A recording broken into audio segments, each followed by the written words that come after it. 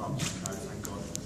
We thought it might have been a little bit worse, to be honest with you. We thought it might have been a grade 2 hamstring or something, but his recovery's been great. His strength is back up to 95-100% now, and he's done a good physical session this morning with the boys, and he'll be fully integrated Tuesday night, so no problem. Was there any other issues or any other hamstring bones? No, Neil McGee strained his hamstring in the game as well, but he has been back during the week. So,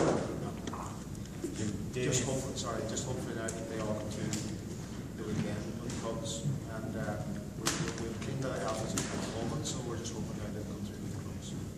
Damien was saying after the game that you have to look at the video to sort of maybe figure out why the intensity you normally like wasn't there. I mean, haven't done that. I was going to say I didn't watch the video. I'm going to avoid the question. I mean, looking back now, why were you not maybe as impressive as people might expect you to be? I don't honestly know. That's the truth. I would like to think, you know, in the lead into the game there was an awful lot of talk about Donegal and Dublin as a semi-final, which I thought was very disrespectful to Armagh. And I know if it was our dressing room and that type of chat that was going on, it wouldn't sit well with you. You know, every single year since the qualifiers have started, people talk about the championship starting in August, and all of a sudden it was starting 3 weeks later this year, and I couldn't get my head around that. And you know, no matter what you do, I suppose, in training and everything else, the boys are out and about and they're walking around. Maybe some of that seeped in, maybe it didn't. I don't honestly know, but what I do know is, you know, we have levels and we have standards, and a lot of the things that we're normally good at, we weren't, and we forced a lot of ball the last day. You know, we had a lot of unforced errors. Our decision making was off in the final third. So all things that, you know, we would normally be really, really good at, and it wasn't just quite there. So on one level it's disappointing, but we've been very consistent through the championship, and we're happy with our consistency level, and we've been very consistent through the National League as well, with the exception of one game.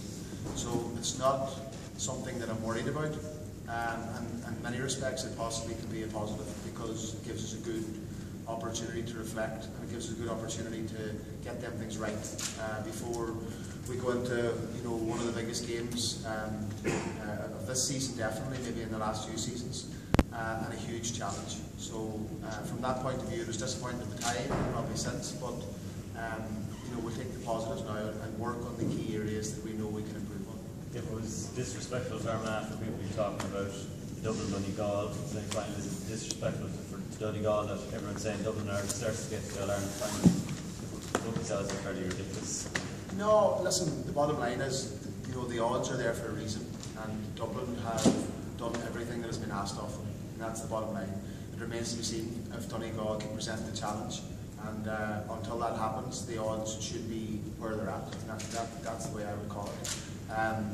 You know, they played teams through their own province. They played a very similar system to themselves, and then they played an Ulster team in the quarter-final, and it was the same result, same scoreline, same difference in terms of the margin of victory. So, you know, everything has been asked of them, they've been able to answer that question, and for that reason, you know, they're entitled to be the odds that they are. Did you learn much about what not to do for watching the Ireland, or was it just Dublin's execution of it rather than have on in second set up was the primary force? I think, you know, when you're involved in management, you're watching all the teams all the time, and when you have a team like Dublin that have been consistently at the top, and National League and Championship and winning All Ireland, you're going to a lot of games and you're seeing a lot of games, and there was nothing new in terms of what they brought to the table. You know, we know what's ahead of us, we know what they're going to bring. You know,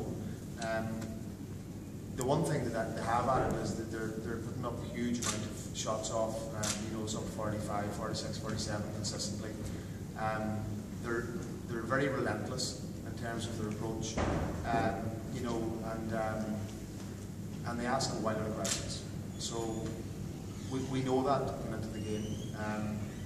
They're very fit, they're very strong, they're very well organised, and they've got their system now well down the track in terms of their development. I don't see much more improvement in their system, or movement in their system from here on out. They're probably 85–90% where they want to be, I would imagine, because it's so when you look at it, it's very, very fluid, and you can see the patterns, and you can see what they're doing, and the support play, and it's really, really impressive. So they're very far down the track in terms of their development.